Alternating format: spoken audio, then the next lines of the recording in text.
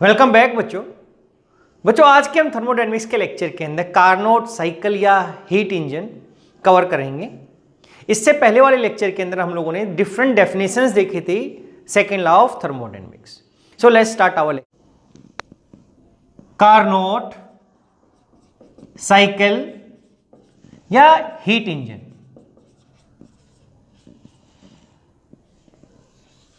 ये एक reversible Carnot cycle की बात कर रहा है, रिवर्सिबल हीट इंजन की। इसको समझने से पहले आपको चार चीजों का पता होना चाहिए बच्चे। देखो इसमें चार स्टेप होते हैं हमारे पास। क्या हुआ कि माना कि हमारे पास पहले एक ये सिलेंडर था, इसके जो ये वॉल्स है हमारे पास ये इंसुलेटेड वॉल्स है, इंसुलेटेड वॉल्स, जिसके अंदर से हीट ट्रांसफर नहीं हो सकती, केवल बॉटम से हीट ट्रांसफर या एब्जॉर्ब हो सकती है। यहां से आइदर सिस्टम से सराउंडिंग में आ जाए, सराउंडिंग से सिस्टम में। यहां पर ये कंडक्टिंग है, CONDUCTING। यहां पर हमने इसके ऊपर एक फ्रिक्शनलेस पिस्टन लगा दिया, ये पिस्टन लगा दिया। अगर यहां पे हमारे पास कोई गैस है तो माना कि इसका जो इनिशियल प्रेशर होगा कुछ P होगा, यहां पर P1 बोल दिया, और इसका इनिशियल वॉल्यूम बोल दिया हम लोगों ने V1। कि वहां पे जो सिस्टम था हमारे पास उसके अंदर गैस, उसका प्रेशर P1 था और वॉल्यूम कितना था, V1। अब सबसे पहले हम क्या करते हैं, इस सिलेंडर को, इस इंसुलेटेड जो हमारा सिस्टम बन गया, नीचे इसकी कंडक्टिंग हमारे पास टॉप था और साइड वाली वॉल्स कैसी थी, इंसुलेटेड।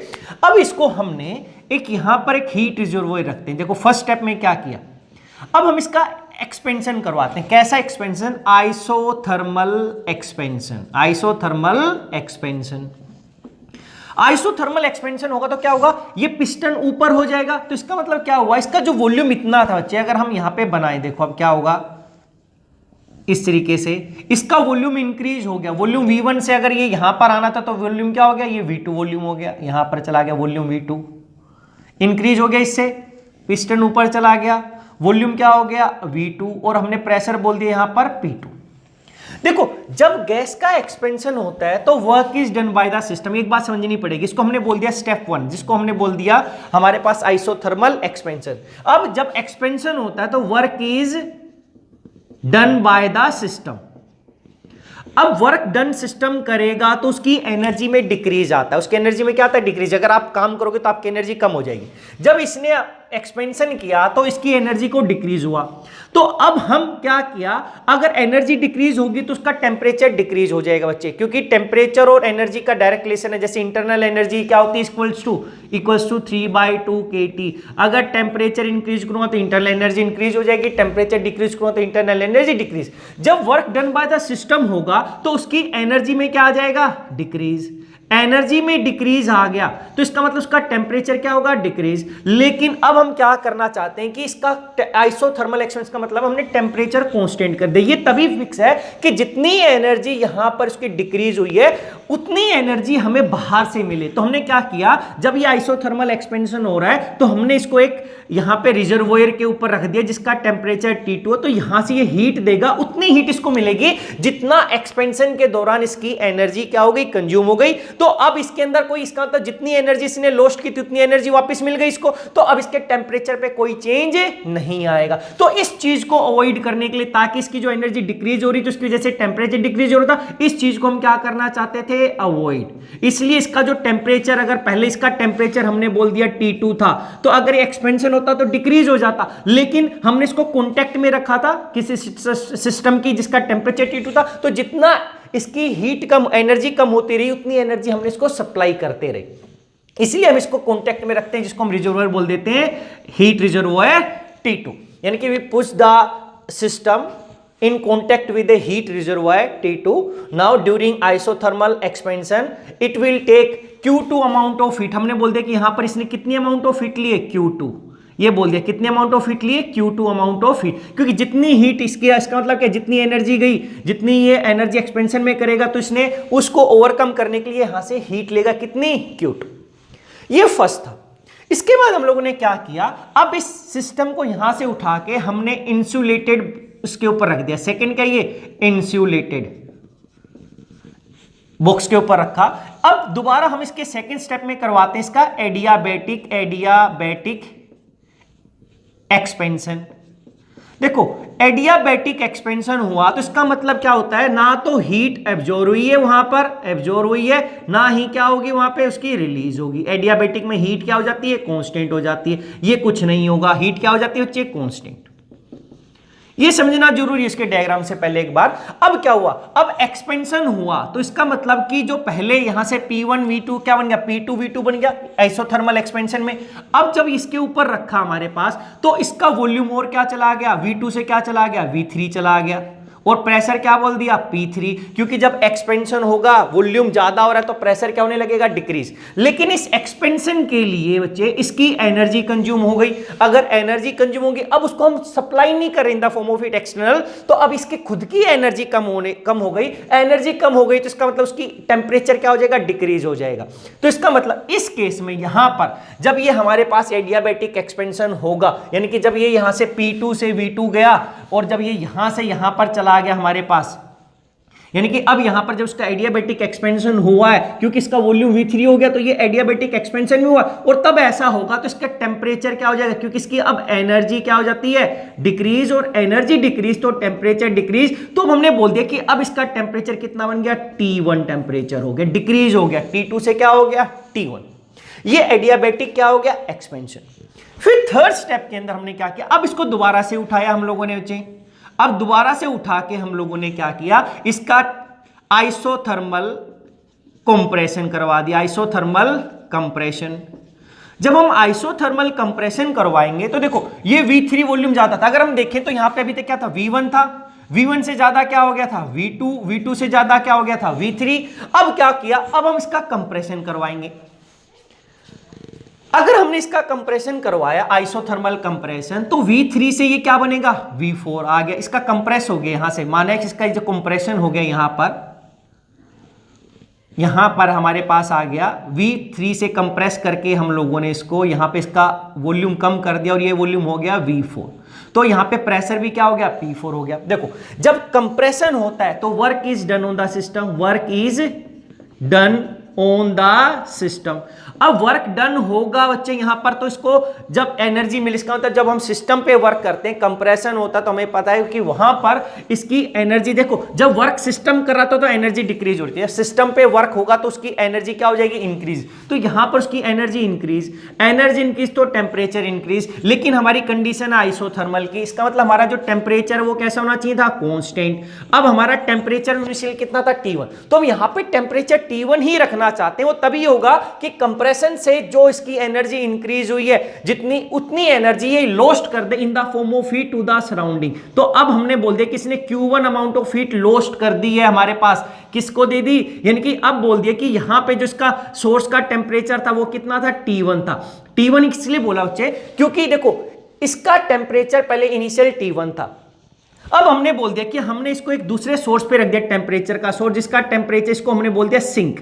इस स्टार्टिंग वाले को हमने बोला था जैसे T2 सोर्स के साथ रिजर्वोयर, हीट रिजर्व, RESERVOIR।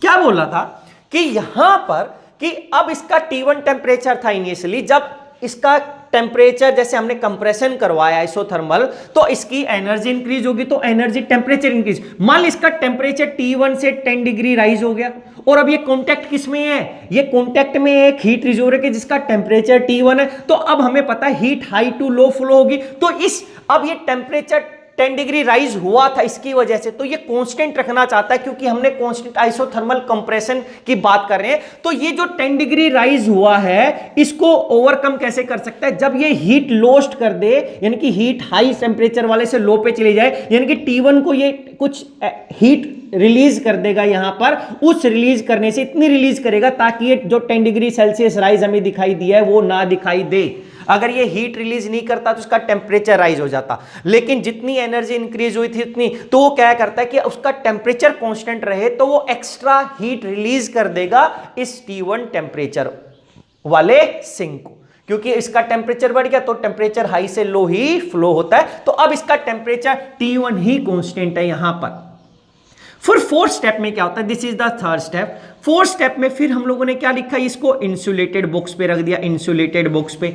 अब V4 से हम क्या करेंगे बच्चे कि इसका दोबारा से कंप्रेशन करवा देते हैं। तो V4 से जब हमने कंप्रेशन करवाया तो हमने बोल दिया V1, और अब V1 कंप्रेशन करवा दिया और कंप्रेशन करवा दिया, V1 पे लेके आ गए। और अब इसका जो V1 आ गया, इसका मतलब जो इनिशियल वॉल्यूम पे लेके चले गए, हमारे पास जो इनिशियल कंडीशन थी जब उसका था, जब उसका ये आइसोथर्मल एक्सपेंशन नहीं हुआ था, तो अब हमने जब इसका दोबारा से करवाया क्या, अब कर दिया एडिया, ADBIA, एडियाबैटिक कंप्रेशन करवा दिया हम लोगों ने।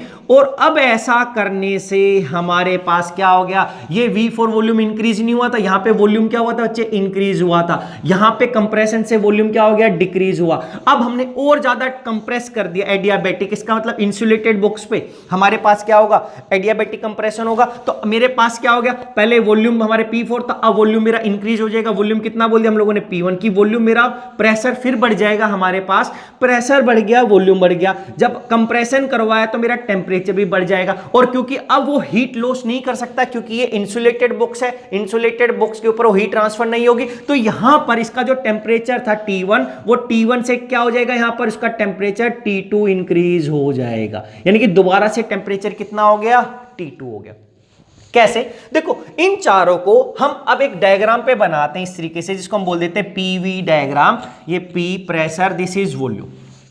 अब देखो यहां पर एक इनिशियल स्टेट थी हमारे पास, जिसका यहां पे प्रेशर था P1, वॉल्यूम था V1। इस स्टेट पे देखो प्रेशर P1, वॉल्यूम कितना था, V1 था। अब ये सबसे पहले हम इस तरीके से दिखाते हैं, ये एक लाइन गई ऐसे, ये यहां पर बच्चे क्या था, ये था आइसोथर्मल एक्सपेंशन, यानी कि this is isothermal expansion. Isothermal expansion हुआ यहां पर। जब आइसोथर्मल एक्सपेंशन हुआ तो P1 V1 से, देखो जब एक्सपेंशन होगा तो प्रेशर में क्या होगा, डिक्रीज होगा। अरे एक्सपेंशन से प्रेशर डिक्रीज हो गया, अब बोल दिया P2। और वॉल्यूम क्या हो गया, इंक्रीज, तो यहां पे वॉल्यूम बोल दिया हम लोगों ने V2, वॉल्यूम इंक्रीज। लेकिन आइसोथर्मल एक्सपेंशन का मतलब है कि यहां पे थ्रू आउट टेंपरेचर T2 तभी रहेगा जब ये यहां से एक्सटर्नल से Q2 amount of heat absorb करेगा। क्योंकि जब एक्सपेंशन हुआ, जितनी हीट की रिक्वायरमेंट थी उतनी हीट लेगा ना, क्योंकि जब वर्क करा तो उसको एनर्जी की जरूरत होगी, तो खुद की डिक्रीज ही नहीं कर रहा है, ताकि उसका टेंपरेचर कांस्टेंट रहे, वो बाहर से ले रहा है। कितना ले रहा है, Q2। तो ये फर्स्ट स्टेप हो गया, P2 V2। अब देखो फिर हमने एडियाबैटिक एक्सपेंशन करवा दिया। एडियाबैटिक में बाहर से टेंपरेचर, हमें हीट नहीं मिल रही है, तो इसका मतलब जो एनर्जी डिक्रीज होगी एक्सपेंशन में खुद की होगी। अब क्या हुआ, अब फिर दोबारा से ये इंक्रीज हो जाएगा। तो अब ये एडियाबैटिक की, और हम ऐसे दिखाते हैं, दिस इज एडियाबैटिक कर्व। तो यहां पर ये पॉइंट आ गया। अब इस पॉइंट पे वॉल्यूम की प्रेशर कितना होगा, P3, क्योंकि प्रेशर फिर डिक्रीज हो गया। फिर क्या हो गया, वॉल्यूम कितना हो गया, हम लोगों ने V3 वॉल्यूम कर दिया। और जब ऐसा हुआ तो यहां पे टेंपरेचर T2 था, तो जब ये पूरा डिक्रीज हो गया तो यहां पर इस स्टेट पे आके इसका टेंपरेचर कितना हो जाएगा, T1 टेंपरेचर हो जाएगा। इस यहां पे टेंपरेचर कैसा हो जाएगा, T1 टेंपरेचर हो गया, क्योंकि अब यहां पर P3 V3 एक्सपेंशन हुआ, प्रेशर इंक्रीज, प्रेशर हमारे पास डिक्रीज हो गया, वॉल्यूम इंक्रीज हो गया। तो इसके पॉइंट के रिस्पेक्ट में प्रेशर डिक्रीज हो गया, वॉल्यूम इंक्रीज हो गया। लेकिन एडियाबैटिक, ये कैसा था, एडियाबैटिक एक्सपेंशन बच्चे। तो अब यहां पे अगर मैं लिखता हूं, यहां पे सिंबल लेता हूं वर्क W1, कि जब यहां पे एक्सपेंशन हुआ तो उसने वर्क किया W1, जब एडियाबैटिक एक्सपेंशन हुआ तो वर्क दूंगा मैं W2, वर्क किया उसने कुछ ना कुछ। और एडियाबैटिक एक्सपेंशन है बच्चे, यहां पे EXP लिख दिया मैंने एक टाइप से। फिर थर्ड स्टेप में क्या हुआ, आइसोथर्मल कंप्रेशन। अब इसके बाद हमने इसको कंप्रेस कर दिया। अगर हम इसको कंप्रेस करेंगे तो क्या होगा, मेरे पास जो वॉल्यूम होगा, देखो कंप्रेस करने से मेरा वॉल्यूम डिक्रीज हो गया, V3 से कितना चला गया, V4 चला गया, बहुत अच्छी बात है। अब प्रेशर क्या होगा, प्रेशर इंक्रीज हो जाएगा। देखो ये प्रेशर वाला पॉइंट इस पॉइंट को रिप्रेजेंट कर रहा है, यहां पर ये प्रेशर इस पॉइंट को, तो मेरा प्रेशर इंक्रीज हो गया। प्रेशर कितना बन गया, P4 हो गया। जब P4 V4 हो गया, लेकिन मेरा टेंपरेचर क्या होना था, इंक्रीज हो रहा था कंप्रेसर में, लेकिन जितना एनर्जी इसकी इंक्रीज हुई, जितना सिस्टम पे काम हुआ, उसने उतनी ही हीट्स किसको रिलीज कर दी, सिंक को, यानी कि T1। तो यहां पर जब इसका टेंपरेचर T1 से, जब हमने ये आइसोथर्मल क्या करवा दिया, आइसोथर्मल क्या करवाया बच्चे, कंप्रेशन, कि जब ये कंप्रेशन करवाएंगे तो इसका टेंपरेचर T1 से T2 जाना था, इंक्रीज होना था। लेकिन ये इंक्रीज क्यों नहीं हुआ, क्योंकि उतनी ही हीट इसने क्या Q1 अमाउंट ऑफ हीट बोल दी, किसको रिलीज कर दी, सिंक को रिलीज कर दी, ताकि इसका टेम्परेचर कांस्टेंट रहे। तो इसलिए तो आइसोथर्मल कर्व यानी कि इस पॉइंट से लेकर इस पॉइंट तक इसका जो टेम्परेचर है थ्रू आउट, वो कैसा टेम्परेचर है, वो टेम्परेचर है T1। तो यहां पर इस पूरे कर्व पे इसको हमने आइसोथर्मल एक्सपेंशन बोला, तो यहां पे टेम्परेचर कितना था T2, और इस पूरी कर्व पे यहां से यहां तक टेम्परेचर कितना है T1, क्योंकि P3 V3 पे भी टेम्परेचर T1 है, P4 V4 पे भी टेम्परेचर कितना है T1। तो इसलिए आइसोथर्मल कंप्रेशन की क्या होगी, कर्व हो गई। फिर क्या हुआ, लास्ट स्टेप, फिर हमने इसको उठा के एडियाबैटिक कंप्रेशन करवाया। एडियाबैटिक कंप्रेशन और कंप्रेशन हो गया, तो देखो क्या हुआ, पहले वॉल्यूम और कंप्रेशन करेंगे तो वॉल्यूम मेरा क्या हो जाएगा, वॉल्यूम मेरा फिर दोबारा क्या डिक्रीज हो जाएगा। तो वॉल्यूम से यहां से ये इतना डिक्रीज होके, यानी कि इस पॉइंट पे जो वॉल्यूम है इस वाले पॉइंट से ज्यादा, यहां पे इतना वॉल्यूम है, इस पॉइंट पे ये नीचे वाला वॉल्यूम है। इसका मतलब यहां पर ये चला गया, वॉल्यूम डिक्रीज हो गया, प्रेशर मेरा इंक्रीज हो गया। और दूसरा, work is done on the system. Work यहां पे हमने बोला था, अगर यहां पे वर्क बोलते W1 वर्क सिस्टम ने किया, यहां पे W2 वर्क सिस्टम ने किया, यहां पे W3 वर्क सिस्टम पे हुआ 3 स्टेज में, और ये 4 स्टेज में W4 वर्क सिस्टम के ऊपर हुआ है। तो यहां पर बच्चे हमारे पास जब फोर्थ हुआ, तो फोर्थ कैसी थी, adiabatic compression. This is adiabatic compression curve हमारे पास है। तो अब P फोर्स वॉल्यूम V4 से क्या हो गया, V1, वॉल्यूम क्या हो गया, डिक्रीज हो गया, प्रेशर इंक्रीज हो गया, क्योंकि प्रेशर पहले इस पॉइंट पे इतना था, इस पॉइंट पे इतना है। ऐसा मत सोचना कि वॉल्यूम इंक्रीज हो गया, क्योंकि वॉल्यूम नीचे वाली कर्व है, वॉल्यूम के लिए इस पॉइंट पे इतना है, लेकिन इस पॉइंट पे इतना है, इसका मतलब इसका वॉल्यूम कम है। अब क्या हो, जब एडियाबैटिक एक्सपेंशन होता है तो हमारे पास टेम्परेचर क्या हो जाता है, राइज हो जाता है, क्योंकि वहां पे हीट कोई भी लॉस्ट नहीं होती है, कांस्टेंट था। तो अब जो वर्क हमने सिस्टम के ऊपर किया उसकी वजह से एनर्जी इंक्रीज, तो टेम्परेचर इंक्रीज। तो अब जो टेम्परेचर था वो कितना चला गया, यहाँ पे T2, यानी कि T1 टेम्परेचर जो आइसोथर्मल कर्व थी, जिसको ये T1 टेम्परेचर रिप्रेजेंट कर रहा था यहाँ पर, वो दोबारा से T1 से क्या चला गया, T2। तो यहां पर ये पूरी की पूरी कर्व दिखा रहा है कि आइसोथर्मल एक्सपेंशन कर्व है, जिसका टेम्परेचर कैसा है, T2 है यहां पर। और जब ये आइसोथर्मल एक्सपेंशन करता है तो ये Q2 amount of heat reservoir से लेता है, रिजर्वोयर से जो भी T2 टेम्परेचर पे है, और जब ये आइसोथर्मल कंप्रेशन करता है तो ये Q1 amount of heat lost कर देता है टू द सिंक, जो भी किस टेम्परेचर पे, T1 टेम्परेचर पे। ये कांस्टेंट रखने के लिए हमने किया है बच्चे यहां पर ऐसा। फिर एडियाबैटिक में फिर टेम्परेचर इंक्रीज, तो यहां पे टेम्परेचर T2 से देखो क्या हो गया था, T1, यहां पे T1 से फिर क्या चला गया, T2। अब हम लिख सकते हैं कर्व ABCD, अगर इसको नाम बोल देते कर्व, A पॉइंट, ये B पॉइंट, ये C पॉइंट, और ये क्या हो गया, D। तो ये A, this is B, this is C, और दिस इज D पॉइंट। इस तरीके से बोल देते हैं कि ये हमारे पास कर्व ABCD हो गई। ए बी कर्व हमें बताती है आइसोथर्मल एक्सपेंशन को, बी बताती है एडियाबैटिक एक्सपेंशन को, सी बताती है हमारे पास यहां पर आके फिर ये आइसोथर्मल कंप्रेशन को, फिर एडियाबैटिक कंप्रेशन को। तो अब देखो साइकिल हमारी रिपीट हो रही है, इसी को हम बोलते हैं कार्नोट साइकिल या हीट इंजन की। जो भी हमारा हीट इंजन होता है, जो भी उसके अंदर हमारे पास ये 4 प्रोसेस होंगे, यानी कि 4 स्टेप होंगे। तो अब ये क्यों, कैसे, ये ग्राफ ऐसा किस लिए है, ये हमने एक्सप्लेन किया था। अब इन सभी पॉइंट्स को हम रब कर देते हैं, क्योंकि हम इसका एक्सप्रेशन या डेरिवेशन लिखेंगे, अदरवाइज वो आएगा नहीं। और हम चाहते हैं कि चारों के चारों स्टेप हम एक ही बार में लिख दें, ताकि हमें समझ में आ जाए, कहीं गलती ना हो। तो अब इसके बाद ये ऐसा कैसा रखते हैं, इन चारों को हम क्या कर देते हैं, रब कर देते हैं। लेकिन यहां पर एक बात और ध्यान दो बच्चे, देखो यहां पे फर्स्ट स्टेप में W1 वर्क हुआ, यहां पे W2, तो यहां पे मैं इस कर्व CD पे लिख सकता हूं, यहां पे वर्क कितना हुआ है, W3। तो इस W3 को मैं यहां पे ऐसा लिख सकता हूं, दिस इज W3। और इस लाइन पे जो वर्क होगा वो कितना होगा, W4 वर्क। अब एक चीज जानी, जब वर्क सिस्टम के ऊपर होता है, इसका मतलब क्या है, W1 और जो W2 का साइन होगा वो साइन कैसा होगा, नेगेटिव साइन होगा। क्यों, क्योंकि यहां पे वर्क इज आइसोथर्मल एक्सपेंशन होता है, जो एक्सपेंशन वर्क होता है वो कैसा होता है, नेगेटिव साइन का। लेकिन जो W3 और W4 होंगे उसका जो साइन कन्वेंशन हम लगाते हैं वो क्या लगाते हैं, पॉजिटिव, क्योंकि ये कैसा वर्क है, कंप्रेशन। ये हम थर्मोडायनेमिक के फर्स्ट पार्ट में कर चुके हैं कि 2 वर्क होगा, सिस्टम के ऊपर वर्क होता है तो पॉजिटिव साइन देते हैं, और सिस्टम काम करता है तो कैसा साइन देते हैं, नेगेटिव। तो अब फर्स्ट स्टेप में देखते हैं बच्चे, देखो अब हमें फाइनली टोटल वर्क डन निकालना है कि टोटल कितना वर्क हुआ है। तो फर्स्ट स्टेप में क्या होगा, isothermal, in case of isothermal expansion case, in isothermal expansion case हमें पता है अकॉर्डिंग टू फर्स्ट लॉ क्या बोलता है, delta U is equals to Q plus W, कि जो चेंज इन इंटरनल एनर्जी वो किसका इक्वल आ जाएगा हमारे पास, यहां पे Q प्लस डब्ल्यू हमारे पास। अब हमारा जब टेम्परेचर ही कांस्टेंट है, we know that at T equals to constant, क्योंकि हमारा प्रोसेस कैसा है, आइसोथर्मल, तो हमारी इंटरनल एनर्जी क्या हो जाएगी, कांस्टेंट। इसका मतलब ये क्या हो जाएगा, जीरो। जो चेंज आएगा इंटरनल एनर्जी में कितना आ जाएगा, जीरो, क्योंकि टेम्परेचर जीरो, ये टेम्परेचर पे डिपेंड करता है। तो यहां से हमें क्या पता चलेगा, Q plus W equals to zero. अब एक पॉइंट हमने यहां पे ध्यान रखना चाहिए। अब मैं देखो Q को इधर लाऊं तो मेरा W equals to minus Q आ जाएगा, या W को लाऊंगा तो Q equals to minus W. हमने ध्यान रखना है क्योंकि यहां पर आइसोथर्मल एक्सपेंशन हो रहा है, हमारा सिस्टम काम कर रहा है, तो हमारा W1 का साइन हमने कैसा रखना है, नेगेटिव। क्योंकि अब क्या करेंगे, तो मैं Q को इधर रखता हूं, मैं लिखता हूं W को इधर लेके चला गया तो क्या आएगा, minus W is equals to Q. ये इक्वेशन क्या हो जाएगी, 1 बोल देंगे। ये चीज ध्यान रखनी है हमारे पास ऑलवेज। ऐसा हमने क्यों किया, क्योंकि ऐसा करने से हमें ऑलवेज, क्योंकि ये वर्क ऑफ एक्सपेंशन रिप्रेजेंट करेगा, वर्क ऑफ एक्सपेंशन। अगर मैं माइनस इधर लिया था तो ठीक रहता, लेकिन उस टाइम पे डब्ल्यू हमें पॉजिटिव दिखाई देता, हमें फिर negative according to sign convention वो ठीक नहीं लगता। इसलिए हमने जानबूझ के, क्योंकि फर्स्ट लॉ में अगर मैं delta U Q plus W लिख सकता था, क्यू माइनस डब्ल्यू। जब प्लस डब्ल्यू लिखा तो हम बोलते work is done by the work is done on the system. अगर मैं माइनस डब्ल्यू लिख देता तो बोल देते work is done by the system. तो अब ये जनरल लिखकर हम लोगों ने जानबूझ के माइनस डब्ल्यू इसके साथ लिख दिया ताकि ये वर्क को रिप्रेजेंट करे।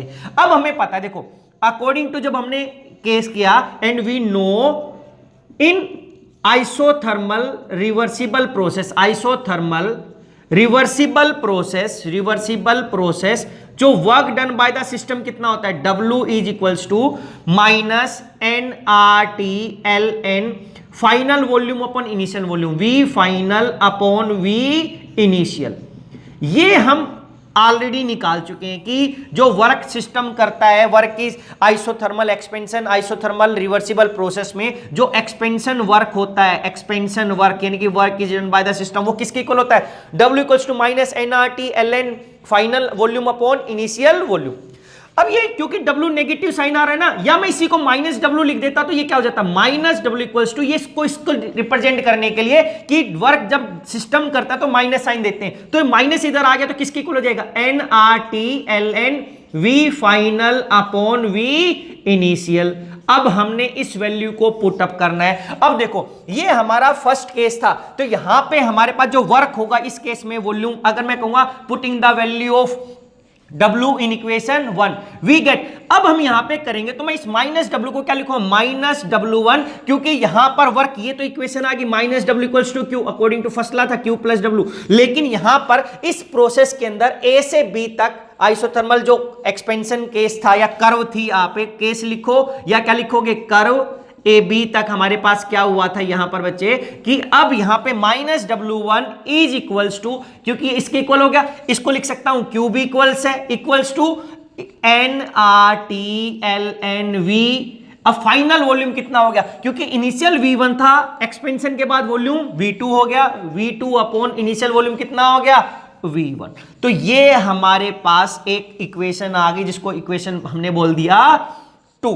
तो यहां पे इस केस में देखो एक्सपेंशन वर्क आएगा तो माइनस डब्ल्यू, यानी कि W1 इक्वल्स टू, इस साइन को इधर ले सकता हूं तो minus NRT/Ln V2 upon V1। और Q का साइन कैसा है, Q का साइन पॉजिटिव रखा है क्योंकि ये हीट अब्जॉर्ब की है, और ये Q कितना होगा, now this is equals to Q2, क्योंकि हीट कितनी अब्जॉर्ब करी है, Q2 की है। और यहां पे टेम्परेचर कितना है याद रखो, क्योंकि ये NRT किस टेम्परेचर पे हो रहा है, यहां पे जो टेम्परेचर है इस आइसोथर्मल एक्सपेंशन टेम्परेचर कितना है, T2। तो यहां पे वैल्यू पुट अप कर देंगे, putting the value of we know W equals to minus NRT/Ln V2 upon V1 या V final upon V initial, putting the value in equation 1, putting the value of W, क्या लिख सकते हैं, putting the value of W in equation 1 we get, क्या मिला हम लोगों को, ये मिला इक्वेशन 2। तो माइनस डब्ल्यू आपने याद रखें, इसके साथ नहीं रखना, नहीं तो फिर हमें माइनस एक और लगाना पड़ता, फिर हमें कंफ्यूज हो जाता है। तो ये इक्वेशन 1 हो गई। तो ये फर्स्ट केस था। अब सेकंड केस में क्या हुआ, हमारे पास जो सेकंड केस है बच्चे यहां पर, in case of adiabatic expansion, in case of adiabatic expansion case हमें पता है, फिर क्या लिखेंगे, according to first law delta U is equals to Q plus W। अब एडियाबैटिक में क्या होता है, Q इक्वल्स टू कॉन्स्टेंट होता है, तो इसका मतलब Q क्या हो गया, 0, तो ये Q कैंसिल आउट, तो delta U is equals to W। अब हमें पता है, we know in adiabatic expansion, in adiabatic expansion जो डेल्टा U होता है हमारे पास, या जो work done by the system हो रहा था, delta U is equals to W। अब इसको इक्वल्स टू ऐसा हो गया, इसको मैं इक्वेशन बोल देता हूं 3, इक्वेशन 3, इसको ऐसे ब्रैकेट में डाल देते हैं, दिस इज इक्वेशन 3। अब क्या, और ये किसके इक्वल होता है, delta U equals to CV T final minus T initial. ये हो गया बच्चे, delta U is equals to ऐसा, या इस W को रिमूव कर देते हैं यहां से, क्योंकि जो यहां पे आता है हमारे पास एडियाबैटिक में delta U equals to CV T final minus T initial, तो यहां से डेल्टा U क्या आ गया, delta U is equals to CV T final कितना था हमारे पास, हमारा फाइनल टेम्परेचर कितना चला गया, यहां पे इनिशियल T2 था इस पॉइंट पे, यहां से ये किस पे चला गया, T1 पे, तो वैल्यू पुट अप करेंगे तो क्या होगा, T1 माइनस T2, ये इक्वेशन आ गई, delta U equals to CV T1 minus T2, putting the value of delta U in equation 3। अगर डेल्टा U की वैल्यू अगर इसमें पुट अप कर दे हमारे पास, तो यहां पर हमारे पास क्या आ जाएगा, देखो अगर इसमें पुट अप की, putting the value, putting this value in equation 3 क्या आएगा, W is equals to CV T1 minus T2। लेकिन बच्चे देखो यहां पे हमारा जो W का साइन आ रहा है वो कैसा आ रहा है, पॉजिटिव, ये भी कैसा है, पॉजिटिव, और हमारा हमें पता है according to sign convention sign कैसा होता है इसका, नेगेटिव। इसका मतलब अगर ये पॉजिटिव देगा, इसका मतलब वर्क सिस्टम पे हुआ, उसने किया नहीं है। अब हमें साइन अपनी तरफ से लगाना पड़ेगा, इसमें हमने जानबूझ के नहीं किया। अगर मैं इसको W पॉजिटिव लिख देता इक्वल्स टू माइनस Q, तो मेरे को माइनस से मल्टीप्लाई करना पड़ता। देखो क्या करना पड़ता है यहां से, अगर इसको आप दूसरा लिख देते W equals to minus Q, तो आपको इसको माइनस करने के लिए जब माइनस से मल्टीप्लाई कर, तो ये माइनस हो जाता है, ये प्लस, वो तो सेम चीज ही आ जाती ना। तो इस चीज को अवॉइड करने के लिए अब हमारे पास यहां पे माइनस W साइन नहीं आया है, तो अब हमें लगाना पड़ेगा क्या, according to sign convention, according to sign convention, according to sign convention W must have negative sign, must have negative sign as work is done by the system, must have negative sign।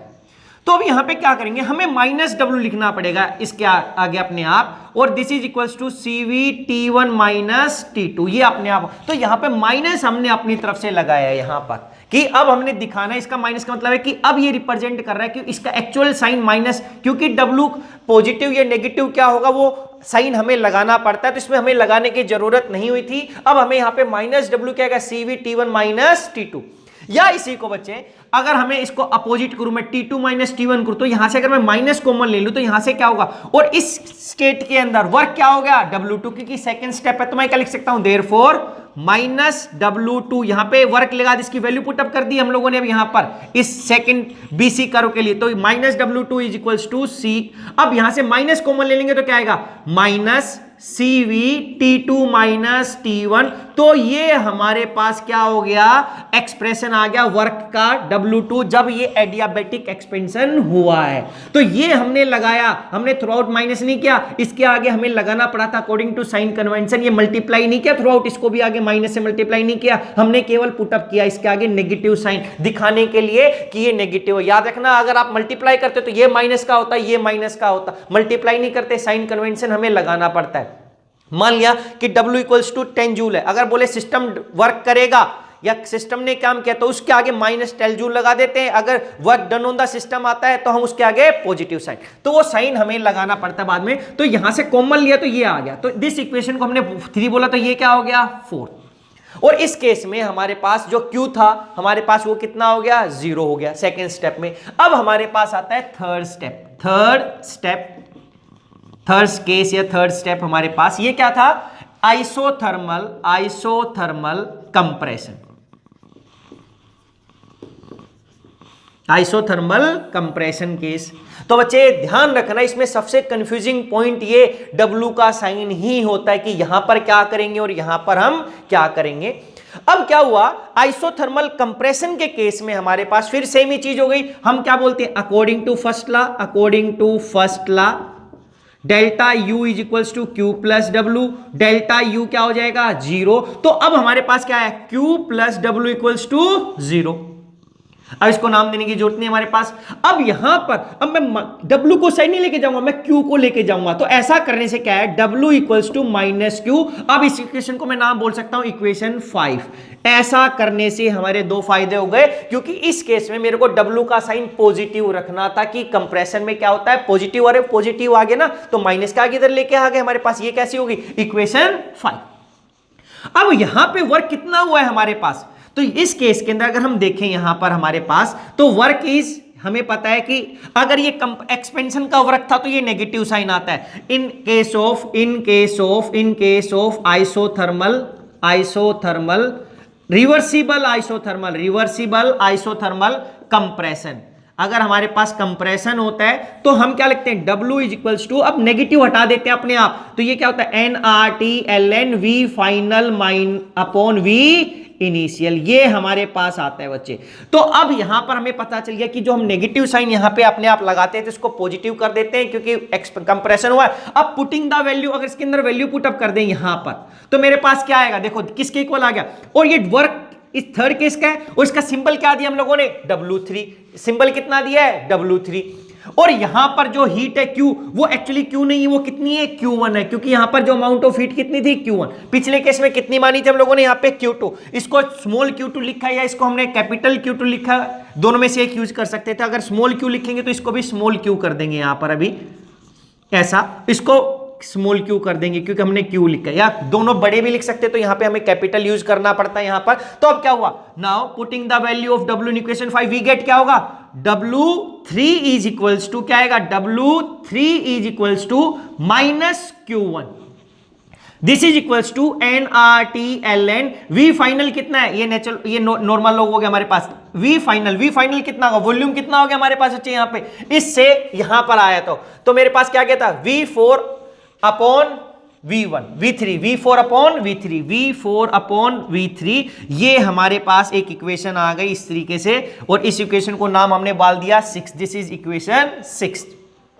Final fourth step यहां पे लिख सकते हैं हम लोग। Fourth step हमारे पास क्या हुआ, adiabatic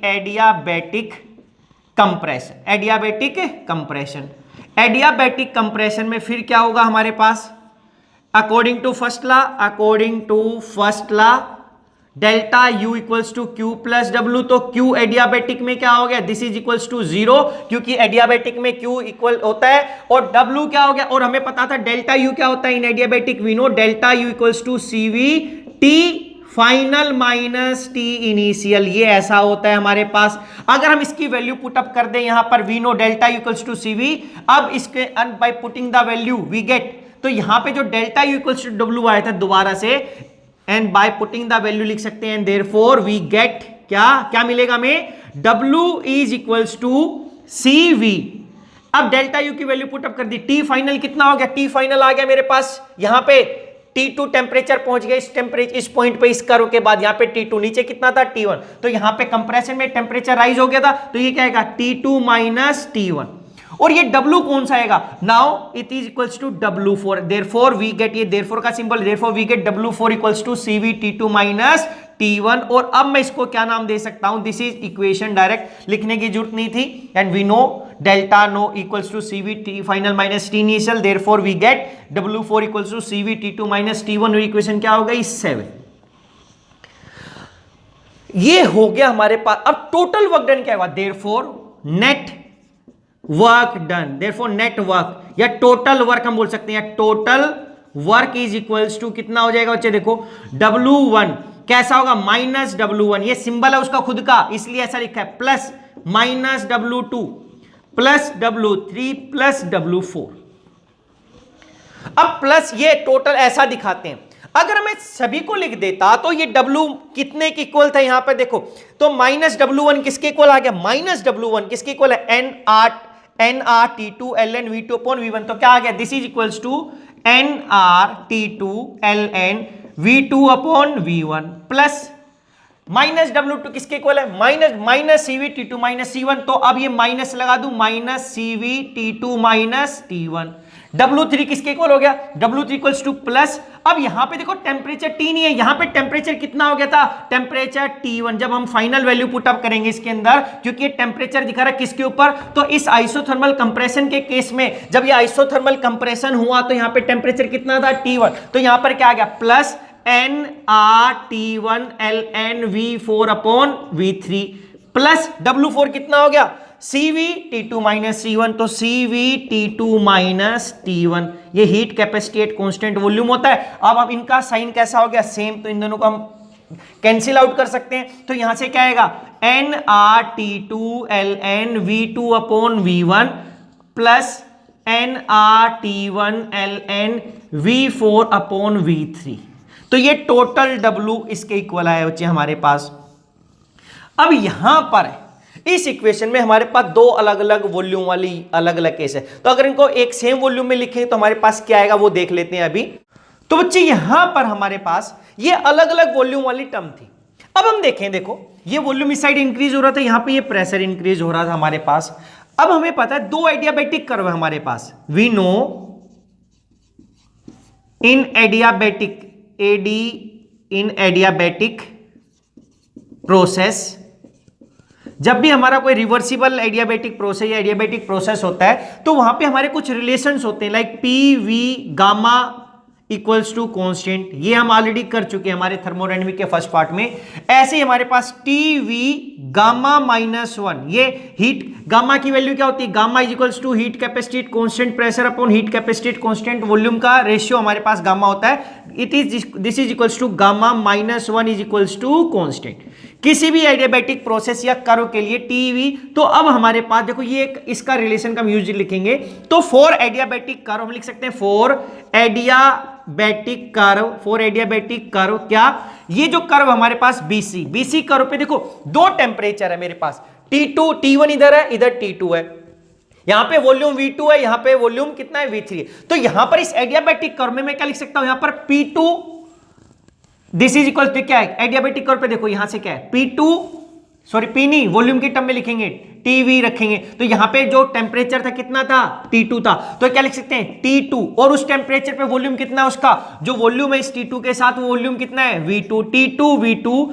gamma -1 this is equals to constant, ये इस कर्व की बात है। और इसी कर्व के ऊपर मेरा P3 वॉल्यूम है, V3 है, और टेम्परेचर इस कर्व के एंड पे कितना है T1, तो यहां पर ऐसा क्या होगा T1 वॉल्यूम कितना है V3 gamma -1 equals to constant.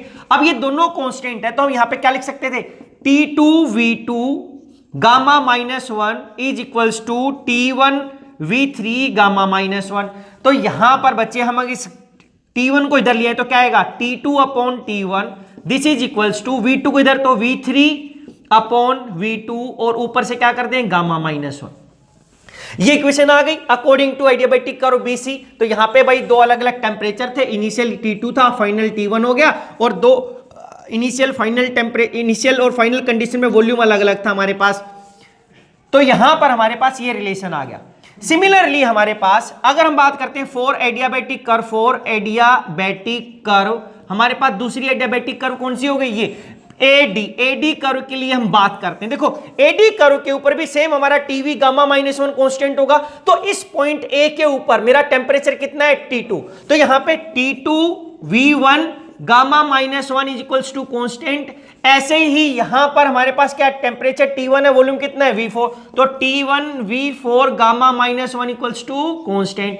अगर यहां पर इन दोनों को इक्वल कर दे तो क्या आएगा T2 V1 gamma -1 is equals to T1 V4 gamma -1। अगर T2/T1 लिया है तो क्या बनेगा, this is equals to V4/V1 gamma -1। तो इन दोनों इक्वेशन से अगर हमने जो नाम दिया था यहां पर क्या नाम दिया था भाई हम लोगों ने, कोई बात नहीं अभी रब कर दिया, क्या नाम चला गया था, तो अकॉर्डिंग टू हम इसको इक्वेशन A बोल देते हैं, या जिसको इक्वेशन क्या B बोल दो अभी, भाई ध्यान नहीं है कितना लिखा था हम लोगों ने। तो according to equation A and B T2 upon T1 दोनों साइड इक्वल हो गई, राइट साइड इक्वल, तो ये दोनों क्या आ जाएंगे, इक्वल हो जाएंगे। तो हम क्या लिख सकते हैं, V3 upon V2 gamma minus 1 is equals to V4 upon V1 gamma minus 1। तो ये गामा माइनस 1 पावर कैंसिल हो गई, तो यहां पर क्या आ जाएगा, तो यहां से अगर इस V2 को यहां पे ले जाएं, तो यहां से इस V2 को इधर ले जाए तो हमारे पास क्या आ जाएगा, V2 अपॉन V1 और V4 को नीचे लिया है, this is equals to V3 upon V4। देखो ये हमारे पास रिलेशन आ गया। तो अगर हम क्या करें, putting this value and putting this value, we get क्या हुआ, देखो इस मेन इक्वेशन में ये 7 या 8 जो भी था इसको नाम दे देते हैं, 8 था या 7 था भी 8 ही बोल देते हैं। Putting this value in equation 8, अगर ये 7 था तो 8 9 ये 10 हो जाएगा हमारे पास। ये फाइनल हमारे पास लास्ट वॉल्यूम था, ये 8 इक्वेशन ही बोल दिया मान लिया यहाँ पे, तो ये 8 हो गया। Putting this value in equation 8 या 7, वो आप अपने आप चेक कर लेना बच्चे अभी क्या लिखा था हम लोगों ने यहाँ पर। तो अब यहां से देखो यहां पर जो है V3 अपॉन V4 है, यहां पर क्या है V4 अपॉन V3 है। अगर मैं इसको ln के अंदर इसको चेंज करता हूं तो यहां पे नेगेटिव साइन कर सकता हूं मैं कि V3 को लाऊं ऊपर V4 को नीचे, तो नेगेटिव, तो यहां पे क्या आ सकता है, तो W is equals to nRT2 ln V2 upon V1 अब minus nRT1 ln V3 upon V4, ये इक्वेशन बन जाएगी हमारे पास। ये अब अगर इसकी V3 V4 की वैल्यू पुटअप कर दे हमारे पास, या डायरेक्ट इस इक्वेशन में कर देते तो मेरे को माइनस पहले लगाना पड़ता है यहां पर, क्योंकि उस माइनस इसलिए लगाया कि लॉग के अंदर हमने इसकी वैल्यू को अप वाले को डाउन कर दिया, डाउन वाले को अप। अगर वैल्यू पुटअप करते तो यहां से क्या आ जाएगा, W इक्वल्स टू nR, अब ln T2 ln V2 upon V1 minus nRT1 ln, अब V3 V4 की जगह क्या लिखा, V2 अपॉन V1। अब इनसे यहां से कॉमन ले ले तो हमारे पास क्या कॉमन आएगा, W is equals to nR ln V2 upon V1 और आगे क्या आ जाएगा T2 माइनस T1। तो अब इसको इस तरीके से ना लिखकर ऐसा लिख देते थे, W is equals to nR T2 minus T1 ln V2 upon V1, क्योंकि पीछे लिखते तो शायद ये ऐसा लगाया था कि ये लॉग के साथ है, लेकिन इसके साथ नहीं था तो ये आगे लिखा। तो यहां पे W इक्वल्स टू, इसको लॉग लिखेंगे तो क्या आएगा 2.303 nR T2 minus T1 log of V2 upon V1। ये हमारे पास टोटल वर्क डन आ जाता है इस केस में, किसमें, कार्नोट साइकिल या हीट इंजन में। रिवर्सिबल हीट इंजन बोलते हैं या कार्नोट साइकिल बोलते हैं हम लोग। तो इसके लिए टोटल वर्क डन आ गया, ये nR T2 minus T1 ln V2 upon V1 लिखो, या 2.303 nR T2 minus T1 log of V2 upon V1। तो इस वर्क के लिए आपको 4 स्टेप ध्यान रखने थे जो हमने किए थे, ये 4 स्टेप, और इसमें याद रखना था कि फर्स्ट 2 स्टेप का साइन नेगेटिव है, तो हम एक केस में हमें केवल सेकंड केस में माइनस से माइनस लगाना पड़ता है ताकि हम उसको एक्सपेंशन वर्क दिखा सकें। उनको सब ऐड करेंगे तो एडियाबेटिक वाला कैंसिल हो जाता है, केवल हमारे पास टोटल वर्क डन बच जाता है। तो दिस इज W टोटल। अगर मैं टोटल हीट की बात करूं, Q टोटल, तो टोटल Q किसके लिए इक्वल हो जाती है हमारे पास, टोटल कितनी हीट हमारे पास चेंज आया है सिस्टम में, तो दिस इज इक्वल्स टू क्या आता है, Q2 माइनस Q1, क्योंकि Q2 क्या की थी, उसने हीट एब्जॉर्ब की थी बच्चे, यहाँ पे हीट एब्जॉर्ब, और Q1 क्या की थी, हीट रिलीज की यहाँ पर। तो Q टोटल अगर हम बात करते तो टोटल इतना ही तो है, क्योंकि Q2 amount of heat absorb की, Q1 रिलीज की है उसने, तो अरे ये क्या हो गया, इतना हमारे पास यहां पर, या इस Q टोटल ये इक्वल है। अब ये Q टोटल किसके इक्वल होता है, ये this is equals to W total. भाई ऐसा हम लोगों ने क्यों लिखा है बच्चे, क्योंकि ये जो वर्क कर रहा है सिस्टम, ये हीट Q2 ले रहा था हमारे पास, ये तो 4 साइकिल होगी। तो अब हमने सबसे पहले जब कैल्सियस या प्लैंक स्टेटमेंट की थी, क्लैसियस स्टेटमेंट या प्लैंक स्टेटमेंट, तो हमें पता था कि कोई भी एक रिवर्सिबल साइकिल होगी तो 2 हीट रिजर्वर होंगे। तो हमने बोला एक T2 टेम्परेचर, तो ये T2 टेम्परेचर के साथ रिजर्वर रखा था। फिर ये क्या लेता है, हमारा जो सिस्टम होता है वो सिस्टम हमारी कुछ हीट लेता है, वहां से हीट लेगा। हीट कितनी ली उसने, Q2 अमाउंट ऑफ हीट ली। फिर ये कुछ वर्क करता है, ये हीट लेकर उस हीट में से कुछ वर्क करेगा, उसके बाद जो कुछ अमाउंट ऑफ हीट जो बचेगी उसको किसको दे देगा, सिंक को, और ये लोअर टेम्परेचर पे होगा। तो ये दो चीज यहीं पे तो आ गई, T2 टेम्परेचर आ गया था, T1 दो सोर्स के एक सोर्स हो गए थे, हमने क्या बोलते हैं सिंक आ गया था, और ये साइक्लिक सिस्टम ही बन गया हमारे पास। इसी को हम ऐसा भी दिखा सकते थे बच्चे, यहां पर अगर इसको स्क्वायर टाइप में दिखाते हैं हम अलग अलग, अब बाद में देखते हैं अब इसको अलग दूसरी वे से बेटर वे से कैसे बना सकते थे। तो अब यहां पर क्या, ये सिंक का टेम्परेचर हो गया T1। तो यहां पर जो वर्क करेगा, ये वर्क किससे किया, इसने वर्क क्या किया कि दिस वर्क W टोटल जो हमने निकाला ये वैल्यू थी एक तो इस तरीके से, या ये टोटल कैसे, जब उसने Q2 अमाउंट ऑफ हीट ली है उस Q2 के अंदर से उसने कुछ वर्क किया उस एनर्जी को और कुछ उसने सिंक को दे दिया, तो this is equals to Q2 minus Q1। तो Q टोटल इसके इक्वल होगा, और ये किसके इक्वल है हमारे पास, वर्क टोटल, कितना वर्क उसने किया, तो W टोटल किसके इक्वल आ सकता है, Q2 माइनस Q1। तो यहीं से एक टर्म और जनरेट होती है जिसको हम बोलते हैं efficiency, efficiency of Carnot cycle, Carnot cycle. Efficiency को हम ईटा से रिप्रेजेंट करते हैं, और ये क्या होती है, eta is equals to work, कितना उसने वर्क किया है डिवाइडेड बाई कितनी हीट उसने यहां पर कितनी हीट एब्जॉर्ब की, जैसे टोटल वर्क कितना किया उसने कितनी हीट एब्जॉर्ब की total.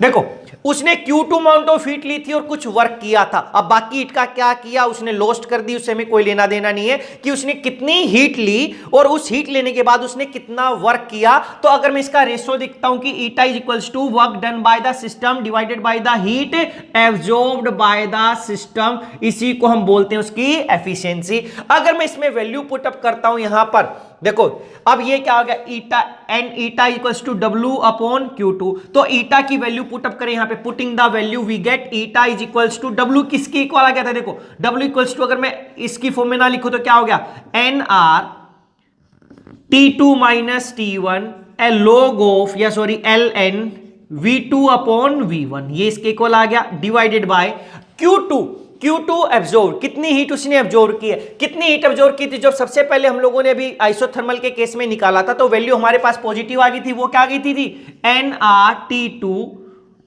LN V2 upon V1, ये हमारी Q2 आइसोथर्मल केस के अंदर आई थी, क्योंकि आइसोथर्मल जो फर्स्ट केस था हमारे पास उसमें हमारे पास आया था minus W1 is equals to Q2 equals to ये NRT2 LN V2 upon V1। तो इसकी हमें अभी यहां पे आया था NRT2 LN V2 upon V1, ये हम लोगों ने रिजल्ट निकाला था।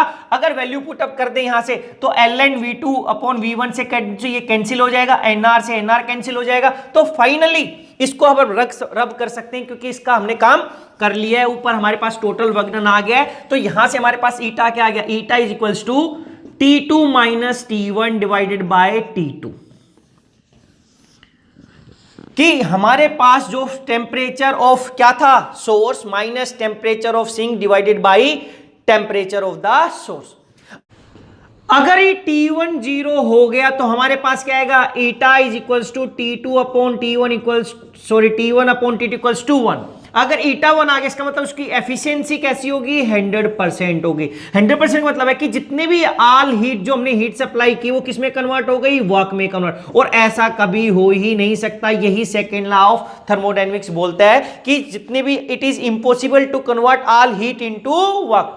अगर ये T1 0, देखो फर्स्ट तो क्या है यहां पे लिख सकते हैं हम लोग अभी कि जो T1 इक्वल्स टू 0 केल्विन, ये बोलता है कि थर्ड ला ये बोलता है कि हम इसको अचीव ही नहीं कर सकते। अगर अचीव ही नहीं कर सकते तो T1 तो हमारा 0 हो ही नहीं सकता। और सेकंड, अगर ये 0 कर देते हैं हम लोग तो हमें सिंक की जरूरत ही नहीं पड़ती कि सारी की सारी हीट जो हमने T2 से रिजर्वोयर से ली, हमारे सिस्टम ने, हमारा सिस्टम था, इसने सारा का सारा हीट जो Q2 लिए उसको किस में कन्वर्ट कर दिया, वर्क ने। तो क्योंकि अब इसने लॉस्ट ही नहीं की क्योंकि वो T1 0 डिग्री पे है, हमारे पास सिंक है ही नहीं यहाँ पर, तो ये तो प्लैंक्स ने जो केल्विन ने स्टेटमेंट बोली थी वो तो फेल हो गई कि एक रिजर्वोयर ऐसा हो ही नहीं सकता कि साइक्लिक प्रोसेस हो और मेरे पास एक ही रिजर्वोयर हो और उसके अंदर वो सिस्टम वर्क करे साइकिल्स में और हमें नेट पॉजिटिव वर्क दे, ऐसा तो हो ही नहीं सकता। तो क्योंकि T1 0 केल्विन हम अचीव कर ना तो कर पाए ना कर सकते हैं, आज तक नहीं हुआ है, तो ये 0 नहीं हो सकता। अगर ये 0 नहीं होगा तो हमारी एफिशिएंसी 100% नहीं हो सकती बच्चे। इसलिए जितने भी हमारे जो रियल लाइफ में इंजन होते हैं, जितने भी हमारे पास है रिवर्सिबल हीट इंजन है, सबकी एफिशिएंसी लेस देन क्या है, 100 है। ये तो जो एफिशिएंसी हमने टेम्परेचर के टर्म में देखा है कि साइक्लिक सिस्टम होगा तो दो सोर्स होंगे ही होंगे, एक सोर्स होगा, एक क्या होगा, सिंक होगा, तो eta equals to T2 minus T1 upon T2। Second बच्चे इसकी एफिशिएंसी को जैसे क्या था W टोटल डिवाइडेड बाई क्या था, Q2 था।